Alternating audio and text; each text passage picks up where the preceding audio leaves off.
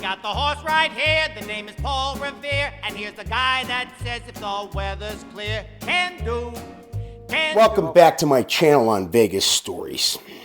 Now, as I told you in a number of these particular videos that I've done, I told you ahead of time that I do these stories based upon my time here in the city of Las Vegas. I've been here frickin' a goddamn long time, 45 plus, 46 years type of situation. I've been here forever, and I got a lot of stories to tell, primarily race and sports book stories, because I was involved with 2 Nevada licensed disseminators who provided the race information, from the racetracks to the race books, because that's the law here in the state of Nevada. You got to come through a licensed disseminator. So I have experience with the race book and the race betting type of situation. And then the other thing is I work for a weekly gaming tabloid called the Sports Forum back in the day. So I understand a little bit about the sports betting as well. I did college football handicapping. I was in a number of frickin' goddamn television and radio shows. And, I basically did a lot of shit with this crap, So I got a lot of stories in the sports. Now, as I told you in all the videos, I deviate. I've been here so frickin' long. I got a lot of stories to tell. So I'm giving you a little bit of everything. Race, sports, and etc. type of stuff. So let's push that aside, because that's what I do to make these videos. I'm going to give you, it's not my beer of the day. Normally I cover the international beers because of the high alcohol content. But this weekend's going to be my birthday. I'm about to turn frickin' 70. By the way, it's the same day as my wife. She's got the same birthday. I don't know. It's just like, that's a weird thing. I'll tell a story about that later on. But the point is we both have a birthday on the same day. So I decided to go out and get myself a nice bottle of scotch. Because you know what? Originally I was a scotch drinker way back in the day. I like scotch. So I went and got a nice expensive, I told you, it's expensive bottle of scotch. So a special occasion type of thing, and you're going to really need a special occasion. If you're drinking this every week, good luck. But the bottom line is this is a Royal Salute 21-year-old. This is a Chivas Regal, but it's a 21-year-old special type of scotch called the Royal Salute. It's an incredible scotch. Okay. Now, I'm going to tell you something. A lot of people drink this straight, a little snifter type of thing. They shoot it down. Not me. I put it on the rocks. I like it a little chilled. That's the way I like it. So this is the way I drink it. You can drink it straight. A lot of people don't want to put ice in very expensive, type of booze, but I don't give a shit, because I haven't got long left in this frickin' world, and I'm going to do what the hell I want to do, because that's just the name of the game. Okay. So the point is that if you get to a point where you want to buy a special bottle or something like that, take a look at this puppy, and maybe you want to splurge one frickin' week. It ain't gonna last long. You'll love this shit. You might finish it in a couple of days. So let's push the booze aside. Let me get to the goddamn story of the day. Now, this is taking place back in the mid-'80s, okay? I told you, I worked for Chucky DeRocco. He was the owner of the Sports Forum slash Winco Wagering Information Network. He was a licensed disseminator, and he had the newspaper as well. So we're in the mid-'80s. We're kind of, we're just starting to kind of really do well in this particular market. We're growing, and obviously getting more and more customers. My boy wanted to do something a little different. So we're going to go on a little bit of a trip here, another one of these, excursions that we do. No racetracks here. We decided to do, because I told you, my boy's from Philadelphia. He's a Penn State grad, all right? So he wanted to go to see the Penn State Nittany Lions play Notre Dame. That's a good football game. So he wanted to take me because, we're going to go see the football game. We're going to go to City College. We're going to go see Penn State. He's a graduate of the school, all that kind of shit. But we had to do a little bit of work before we got there, okay? He told me, he said, we're going to stop off at the colleges. We're going to do a little recruiting trip. I said, really? He said, yeah, we're going to do a little recruiting trip. He says, and guess what? You're going to be the person who interviews all the kids. I said, well, that's nice. I can do that. I said, where are we going, by the way? He said, we're going to go see all the Big Five in Philly. You know what I'm saying? LaSalle, Villanova, St. Joseph's, Penn, all that kind of shit. Temple. We're going to go to all those schools. We're going to interview a ton of people. And then we'll finish up over at Penn State. And we'll interview some people there. We'll try to recruit them, come to Las Vegas. We're going to build the business up even bigger. So I'm thinking to myself, I go, well, this ain't going to be an easy situation, because we're going to some pretty nice schools. And back in the day, not like today, okay? This was a little different. It's a different type of market to bring people in from around the country, because Las Vegas had a little bit of an enigma at the time.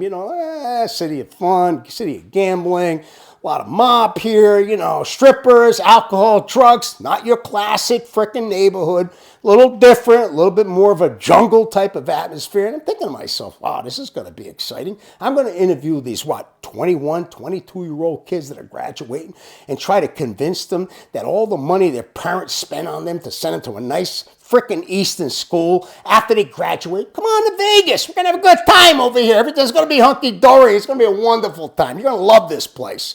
So I knew that we were a little bit of a difficulty, but still I got to go do, he told me I got to go interview people, so that's what I got to do. So we fly into Philadelphia. I don't remember where the hell we stay, and I got to go talk to these kids. So the point is that I got really good dialogue with a lot of them. I mean, I had more freaking people, so everybody was interested. They wanted to know about Vegas. I mean, why not? I mean, you know what I'm telling you? This was a great town. It's not like we're in a bowling alley over here, you know? This is a great city, and a lot of things happened, and it was exciting. And, you know, all these little 21, 20-year-old kids, you know, 22-year-old kids, they're all excited. They want to interview because they might want to come to Vegas. I didn't have high expectations for the people that were coming. But I went through the process. So I interviewed a number of kids at every one of the universities. It was a fun time. You know, did we get anybody? Fuck no, we didn't get anybody. I mean, no, their parents aren't going to pay all that kind of money and then send their kid to Vegas. They're not doing it at that time.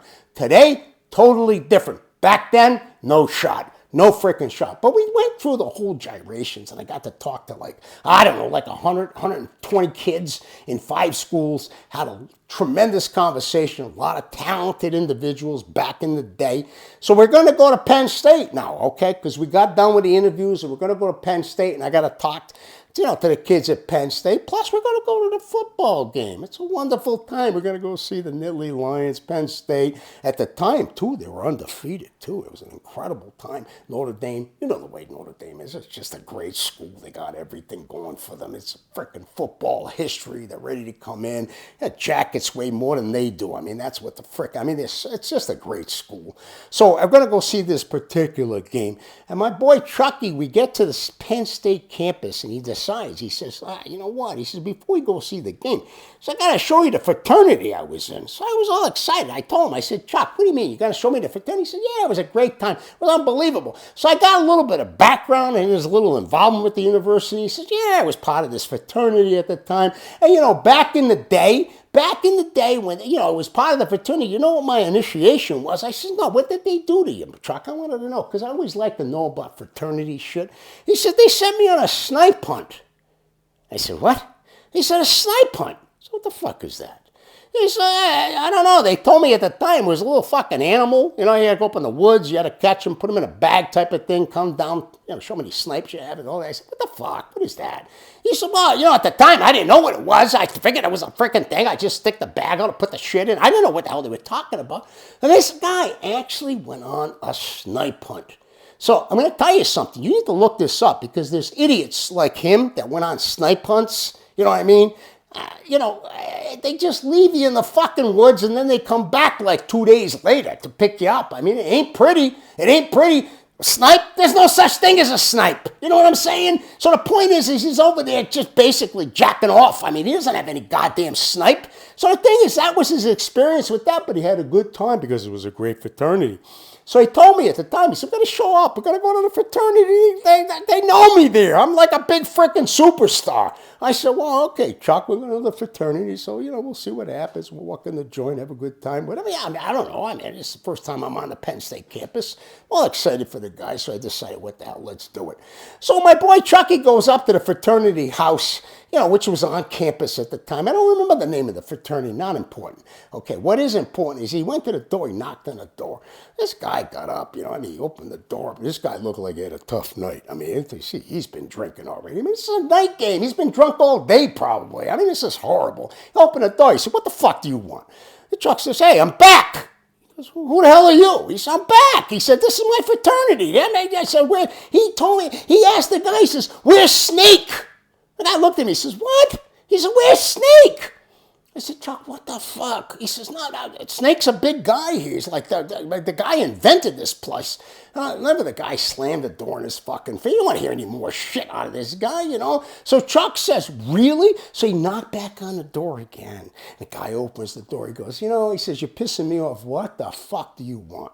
So Chucky says, let me tell you something a little bit about me. He says, if you walk around, he said, these walls can talk. They'll tell you all about me. He says, I was the man here back in the day. And the guy just slammed the door again. I mean, that's what happens. I mean, they don't give a shit. I mean, what did they expect was going to happen? I mean, Chucky's like looking at me, he goes, I don't understand. I said, Chuck, I don't think they fucking really remember you at all. And I don't think your name is anywhere in this frickin' building. Let's get out of here before they beat the shit out of us. You know what I'm saying? So I was a little disappointed on that scenario. You know where I'm coming from? So we ended up going to the game. The game was like great.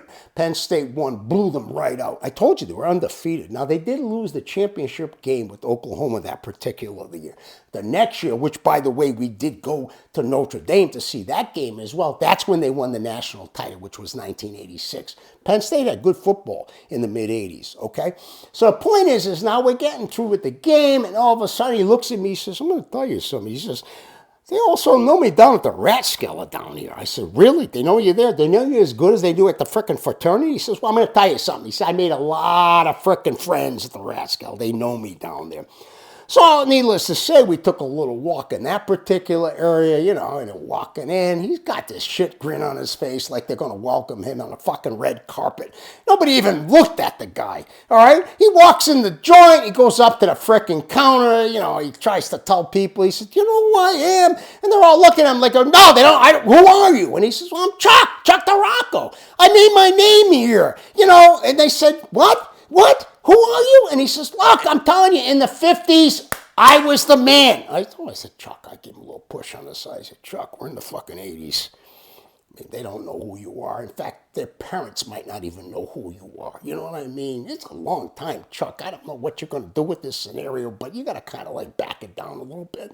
Because I'm going to tell you something. Everywhere we're going here, you keep telling me that everybody knows you. Nobody knows who the shit you are. And you're going to get us in a lot of frickin' trouble. Had to calm him down a little bit. But, the nice thing about it is we won the football game. At least he made a presence. Nobody knew who the hell he was, which is expected because I didn't think anybody was going to know. But, he was excited because he got back to his alma mater, and he was all excited because, they won the football game, and he's having a good time. But the point is, okay, don't always depend on your reputation because sometimes they just erase it. They just fucking paint over it. They don't care, So the thing is that he thought he was a superhero there, and, he ended up being just another person, and they didn't really pay attention to him. So he kind of got a little depressed on that.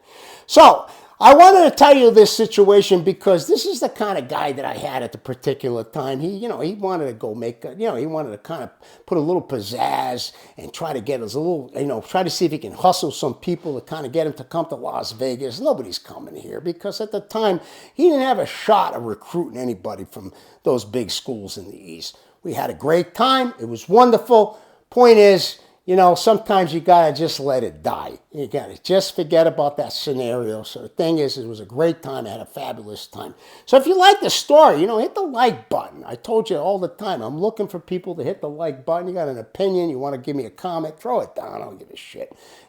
Whatever you want to tell me, I'll listen to it. It's a wonderful thing. If you don't dislike the video, hit dislike. I don't really care. It doesn't bother me. I told you that before. It doesn't bother me. Okay? Give me an opinion. That's a nice thing. Okay? At least I know what I got to do and what I don't have to do. And by the way, if you subscribe, you get all the videos all at once. And there's a lot of frickin' videos now. I'm starting to get a little bit of a frickin' library on this shit, Even I don't remember the titles. So it's a little bit tough. But I'm going to tell you something. If you subscribe, you're going to be in my backyard. I'll give you a big hug because I'm really trying to promote this thing. I'm talking to a lot of people. Okay? So once again, hit the like, subscribe, come back. I'll embrace you. Take care.